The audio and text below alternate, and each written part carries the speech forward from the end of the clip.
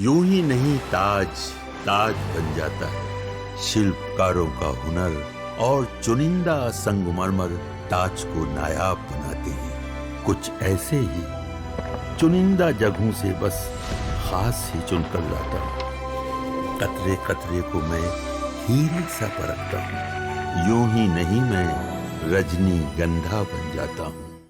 सुनिए बीजेपी वाले क्या कहना चाहते हैं राहुल गांधी? आप कहना क्या चाहते हैं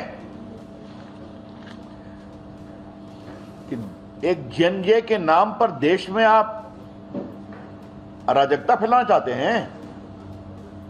ये बहुत गंभीर सवाल है और ये पूरा ट्वीट किया गया और उनका इकोसिस्टम ने जेएनजे के नाम से ट्वीट करना शुरू किया। ये बहुत गंभीर विषय है। राहुल गांधी जानबूझकर लोकतंत्र को कमजोर कर रहे हैं, देश में अराजकता फैलाना चाहते हैं। राहुल गांधी फ्रस्ट्रेशन में है, हताशा में। और मैंने पहले भी कहा था ये नकल सब, कभी मोदी जी का नकल करेंगे, कभी जैन जेट की बात करेंगे।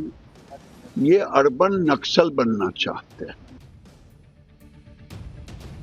राहुल गांधी ने कल जो जेनजी वाला दांव चला था उस पर हमने देश के युवाओं से भी बात की। ये वो युवा हैं जिनको जेनजी कहा जाता है। इन्हीं से राहुल गांधी ने लोकतंत्र और संविधान बचाने की अपील की थी। कहते मेरा काम नहीं है, तो युवाओं का काम है सड़क पर उतर के लोकतंत्र बचाना। इनके हिसाब से राहुल गांधी की बातों पर दिल्ली के युवा क्या सोच रहे हैं पहले उसको सुनिए, फिर आपको देश के अलग अलग हिस्सों के युवाओं की बात सुनाऊंगा। वो संस्थाओं के खिलाफ जो भड़का रहे हैं लोगों को, इससे देश में अराजक का माहौल बनेगा और राहुल गांधी को इससे बचना चाहिए। और जैन जी को जिस तरीके से वो भड़का रहे हैं, तो सबसे पहले जैन जी का तो ये कर्तव्य बनता है कि राहुल गांधी के खिलाफ ही खड़े हो। जिस तरीके से उनका वंशवाद को लेकर वो लोग आगे बढ़ रहे हैं, पूरे कांग्रेस में सबसे ज़्यादा काबिल वही इंसान है क्या? यहाँ का युवा राष्ट्र प्रथम की भावना से सोचता है और जिस राष्ट्र प्रथम में उसके लिए सबसे पहले देश आता है। और हम अधिकार बोध की नहीं, कर्तव्य बोध की बात करते हैं। राहुल गांधी अपना कर्तव्य कर रहे हैं कि नहीं, सबसे पहले उनको इस विषय में सोचना चाहिए। भारत में ऐसा कुछ भी नहीं होगा। उसका दो रीजन है। पहला बात कि भारत का जो जेनजी है वो पूरी तरीके से समझदार है, जानकार है। उसको पता है कि सबसे ज़्यादा नेपोटिज्म और सबसे ज़्यादा भ्रष्टाचार किस सरकार में हुआ था और किस परिवार में होता है, वो सब कुछ जानता है। कोई भी जेनजी इतना बेवकूफ़ नहीं है आज के टाइम पे कि राहुल गांधी जैसे पॉलिटिशियन को सपोर्ट करे। और जो वो बात करते हैं वोट चोरी की, सबसे पहले उनसे पूछो जाके कि वोट चोरी का जो उनकी हिस्ट्री है वोट चोरी की, तो वो तो उन्होंने ही स्टार्ट करी थी। भाई दिल्ली क्या जेनजी कह रहा है कि इतने बेवकूफ न बैठे हम लोग कि राहुल गांधी ने कह दिया वोट चोरी और हम मान लिया और हम सड़क पर आ जाएंगे। इसी तरह से हमने मुंबई में कॉलेज स्टूडेंट्स और जेनजी से राहुल गांधी के बारे में सवाल पूछा। मुंबई के युवाओं ने राहुल गांधी को ही सबसे बड़ा नेपो किड बता दिया। इन युवाओं ने कहा कि वो देश के संविधान और लोकतंत्र का पूरा भरोसा करते हैं। राहुल गांधी को अपनी पॉलिटिक्स खतरे में लग रही है, इसलिए वो ये सारी बातें कर रहे हैं। ये जेनजी कह रहा है। सुनिए मुंबई के जेनजी को। डेमोक्रेसी और संविधान तो बिल्कुल ऐसा है नहीं कि वो खतरे में है। जो मुझे लगता है खतरे में है वो उनका राजनीतिक करियर। राहुल गांधी जी का पहली बात तो उनकी जो बातें है मैं उसका खंडन करता हूँ, क्योंकि लिए हमें अपने सुप्रीम कोर्ट पे पूरा विश्वास है। अगर वोट चोरी अगर होता ही तो कर्नाटका, बंगाल जैसे इधर भी बीजेपी की सरकार होती। जेनजी, इंडिया के जेनजी ना अवेक है, they are awaken, they are not slept. तो हमारा संविधान, डेमोक्रेसी खतरे में नहीं है। लोकतंत्र अगर खतरे में होता, ऐसा वो अगर कहते तो इमरजेंसी किसने लागू की, ये बहुत बड़ा सवाल है। मुझे तो नहीं लगता कि भारत में ऐसा कुछ होगा, क्योंकि भारत को जो युवा है वो जागरूक है, उसे अपने संविधान पे भरोसा है, क्योंकि वो मानता है कि देश में ऐसी परिस्थिति कभी नहीं आएगी। अगर वोट चोरी सच्ची में हुई है तो उनको मेरा मानना है, इन माय ओपिनियन, उनको एटलीस्ट एक कंप्लेंट और अपील फाइल कर देनी चाहिए कोर्ट में। हाँ, बिहार में राहुल गांधी ने वोट चोरी के नाम पर यात्रा तक निकाल दी। क्या वहां वोट चोरी और लोकतंत्र खतरे में है वाला नैरेटिव काम कर रहा है क्या? भाई दिल्ली मुंबई में तो नहीं चल रहा। बिहार के युवा राहुल गांधी की अपील पर क्या कह रहे हैं और क्या भारत में नेपाल जैसे हालात हो सकते हैं, जरा बिहार के जेनजी को सुनिए। पहले तो उन्होंने जो बोला गलत है, मतलब कि जो वहाँ हो रहा है वो उनकी सरकार से प्रॉब्लम है। तो वो सभी को बोल रहे हैं कि मतलब पूरा भारत में गलत है, बट ऐसा नहीं है, वो गलत बोल रहे हैं, ऐसा नहीं होना चाहिए। बाकी जो युवा है उनके पास भी तो मतलब कॉमन सेंस है ना सोचने का कि वो क्या सही है क्या गलत है। दरअसल राहुल गांधी देश के युवाओं और जेनजी को इसलिए टारगेट कर रहे हैं क्योंकि एक बड़ा वोट बैंक है और पिछले 2 लोकसभा में बीजेपी को युवाओं का भर भर के वोट मिला है। अगर आप देखिएगा, मैं आपको बताऊं कि बीजेपी 2019 के चुनाव और 2024 के चुनाव के लिहाज से अगर आप देखेंगे तो 2019 ये आपको लोकसभा का बता रहा हूं का जो चुनाव हुआ, 25 साल से कम उम्र के जो वोटर थे, 25 साल से कम के वोटर, अगर आप उनको देखिएगा, उन्होंने किसको वोट किया बॉस? बीजेपी को वोट किया 40% ने, 40%, और कांग्रेस को वोट किया 20% ने बॉस, यानी सीधे डबल। अब अगर आप 26 से 35 वाला देखिएगा, उन्होंने किसको वोट किया बॉस? बीजेपी को किया 39% ने और कांग्रेस को 19%।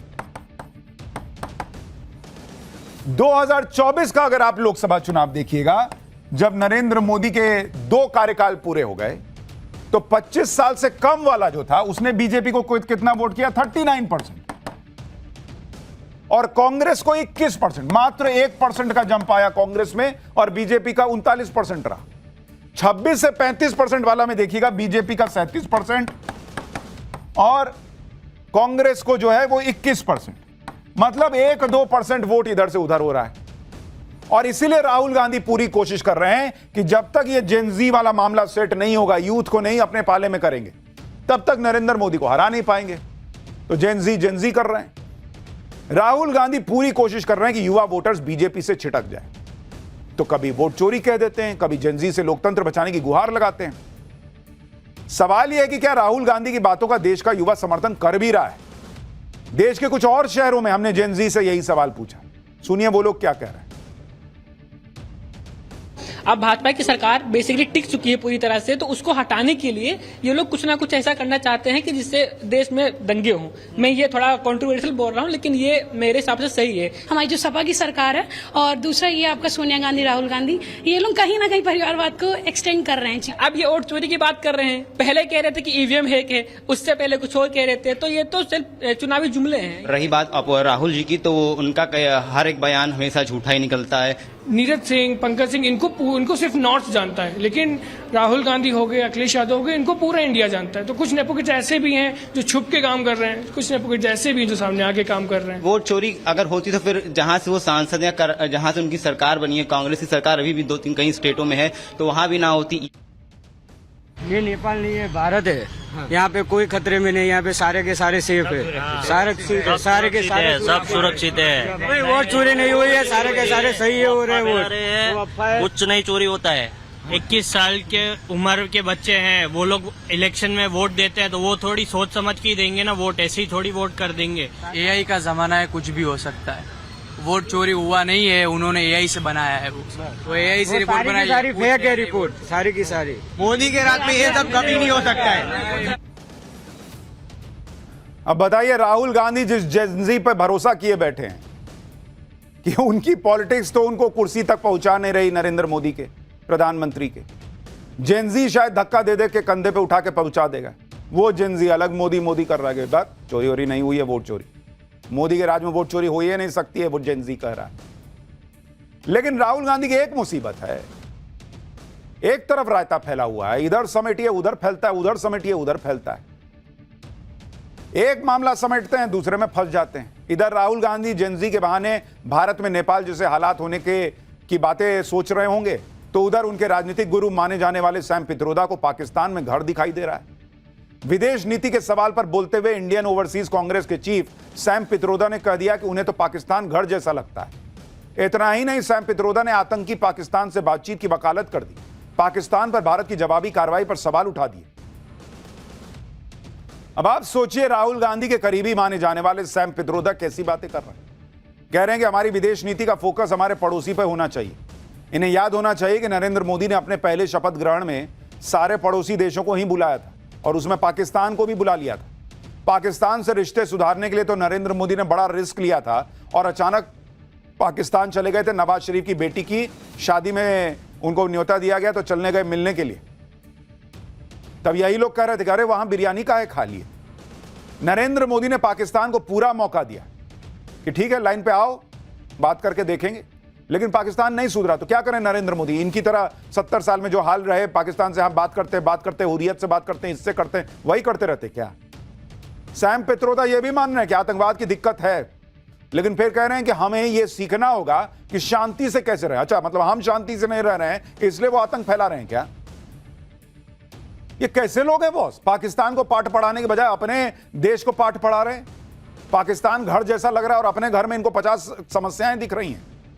यह भारत का ट्रैक रिकॉर्ड रहा है कि वो अक्सर मुसीबत में फंसे अपने पड़ोसी देशों की मदद करता है, श्रीलंका हो या अफगानिस्तान हो। कुछ दिन पहले पाकिस्तान के पूर्व क्रिकेटर शाहिद अफरीदी ने राहुल गांधी की तारीफ की थी। अब राहुल गांधी के करीबी माने जाने वाले सैम पित्रोदा पाकिस्तान की तारीफ कर रहे हैं। इस पर बीजेपी सवाल उठा रही है कि यह चल क्या रहा है, ये क्या सेटिंग गेटिंग है बॉस। सुनिए बीजेपी प्रवक्ता प्रदीप भंडारी क्या कर रहा है, क्या कह रहे हैं। सैम पित्रोदा जो राहुल गांधी और कांग्रेस पार्टी की पूरी स्ट्रैटेजी निर्धारित करते हैं, जिनका रिश्ता गांधी वाड्रा परिवार से पिछले 30 सालों का है, जो न कुछ नहीं राहुल गांधी के शब्द ही कह रहे हैं, वापस से पाकिस्तान जैसे आतंकी मुल्क को अपना घर कहते हैं। मतलब ये साफ हो गया, एक तरफ राहुल गांधी इस देश में अराजकता फैलाने का प्रयास झूठ के बुनियाद पे करते हैं, दूसरी तरफ राहुल गांधी के करीबी पाकिस्तान को अपना घर कहते हैं। आईएसआई एजेंट शाहिद अफरीदी वो राहुल गांधी को अपना आदर्श मानते हैं और उसके ठीक कुछ ही दिन बाद राहुल गांधी के करीबी सैम पित्रोदा पाकिस्तान का